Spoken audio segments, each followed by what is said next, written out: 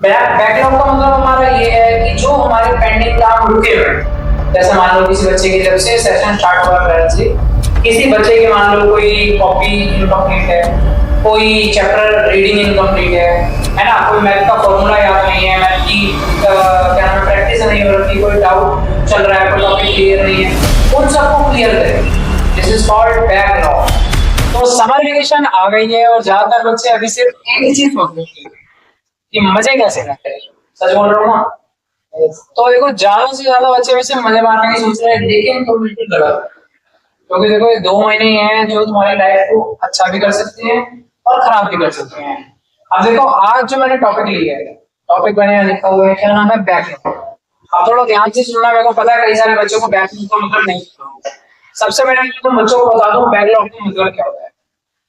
Backlog का मतलब हमारा ये है कि जो हमारे पेंडिंग काम रुके हुए हैं, जैसे मान लो किसी बच्चे की जब से सेशन स्टार्ट हुआ पहले से, किसी बच्चे की मान लो कोई कॉपी इनकम्प्लीट है, कोई चैप्टर रीडिंग इनकम्प्लीट है ना, कोई मैथ का फॉर्मूला याद नहीं है, मैथ की क्या नाम है प्रैक्टिस नहीं हो रही, कोई डाउट चल रहा है, कोई टॉपिक क्लियर नहीं है, उन सबको क्लियर करें। This is called backlog. तो बैकलॉग के ऊपर मैंने काफी ज्यादा तुम्हारा और काफी सारी चीजें सोच के मैप बना रखा है, जो कि मैं तुम्हें समझा रहा हूँ। सारे बच्चे थोड़ा ध्यान से सुनेंगे। बैकलॉग तो मैंने बता दिया बैकलॉग क्या है। अब बैकलॉग के अंदर तुम्हें करना क्या है, क्योंकि देखो अगर तुमने अभी फोकस कर लिया तो तुम आगे जब सेशन स्टार्ट होगा अपना छुट्टियों के बाद से, जुलाई से, तब जो है कॉन्फिडेंटली क्लास को अटेंड कर पाओगे। अदरवाइज तुम सारे बच्चे तो यही बोलते फिरोगे कि भाई मैथ मुश्किल लग रही है, साइंस समझ नहीं आ रही, इंग्लिश हमारे ऊपर से जा रही है, एसएसटी में पता नहीं क्या चल रहा है। तो अभी जो है तुम्हारा रिच टाइम है, इसको यूटिलाइज करो। अब देखो करना क्या है। सबसे पहले तो देखो एक चीज हमें पता होनी चाहिए कि अभी हमारे ऊपर स्कूल का कोई प्रेशर नहीं, ना कोई टेस्ट का प्रेशर है ना कोई तुम्हारे ऊपर होमवर्क का प्रेशर, सिर्फ ट्यूशन में थोड़ा बहुत काम होता है उसका प्रेशर है ना। बस तुम्हें क्या करना है, सबसे पहले तो देखो अपने घर में एक मैप बनाओ। अब मैप कैसा, वर्ल्ड मैप नहीं बोल रहा हूँ ना, वर्ल्ड मैप ना इंडिया का मैप ना नदी का मैप। तुम मैप बनाओगे किसका, एक पहले कॉपी में डायरी में पेन वगैरह से या पेंसिल से लिखो कि जो भी तुम्हारा इनकम्प्लीट है। जैसे मैंने स्टार्टिंग में बताया कि मान लो तुम्हारी कॉपीज इनकम्प्लीट है, कोई तरह लिख लो कि भाई मैंने ये काम निपटाना है। मान लो किसी की वोकैबुलरी खराब है, वो लिख लो, वो भी बैकलॉग का पार्ट है। मान लो किसी की हैंडराइटिंग खराब है, वो भी बैकलॉग का पार्ट है। ठीक है, कई सारे बच्चों की हिंदी खराब होती है, वो भी बैकलॉग का पार्ट है। ऐसा चीजों को क्लियर करो, वही हमारा ही काम है। सबसे पहले आपको क्या करना है, स्टेप 1 जो आपके वीक टॉपिक्स है उसकी एक लिस्ट बनाओ, जो मैंने है ना। स्टेप 2 में आपको क्या करना है, रोज थोड़ा थोड़ा पढ़ाई करनी है।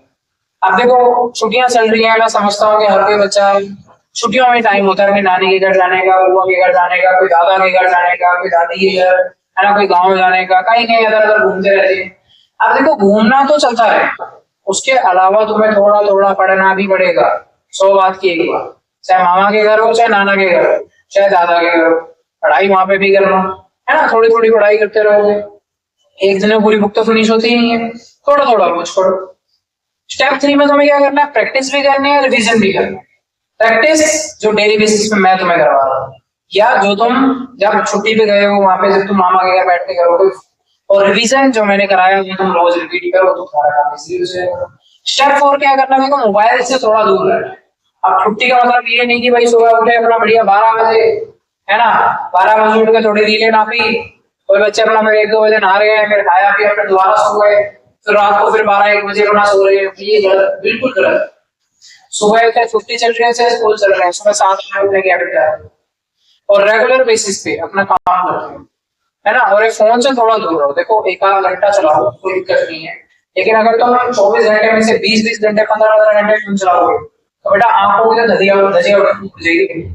आजकल केसेस तुम्हें पता ही है बहुत ज्यादा है ना। बच्चों की क्या आई साइड वीक होती जा रही है, आई साइड की वजह से ब्रेन वीक हो रहा है, फिर लर्निंग पावर नहीं रहती है। तो इन सब चीजों को तुम्हें फोकस करना पड़ेगा और फोन को दूर भगाना पड़ेगा। आधा 1 घंटा देखो कोई दिक्कत नहीं है, आधा 1 घंटा हर कोई चलाता है, ठीक है। क्योंकि आज का डिस्ट्रैक्शन तुम्हारा कल का रिग्रेट ना बन जाए, ये चीज ध्यान रखना, ठीक है।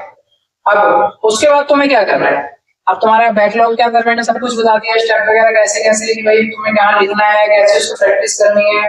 अब तुम्हें ये करना है कि भाई जितना मैंने ये लिखवाया रिवीजन वगैरह करके, अब जब तुम्हारे सारे टॉपिक्स क्लियर होंगे उसके बाद जब तुम स्कूल में जाओगे तो तुम्हें बताइए और तुम्हारा अलग सेट होगा, है ना। और मैडम ने कुछ पूछा और यहाँ से मान लो राघव का जवाब आया मैडम मैं बताऊंगा, यहाँ से मान लो अंश का जवाब आया मैडम मैं बताऊंगा, तो भाई तुम्हारा और सेट होगा ना इसमें, मैडम के आगे बच्चों के आगे, है ना। उन सब चीजों का ध्यान रखना है और बैकलॉग पे मेन फोकस करना है।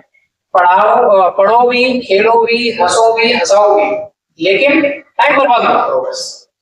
ओके, तो वीडियो अच्छी लगी तो शेयर भी करना और अपने सभी दोस्तों को मोटिवेट करना।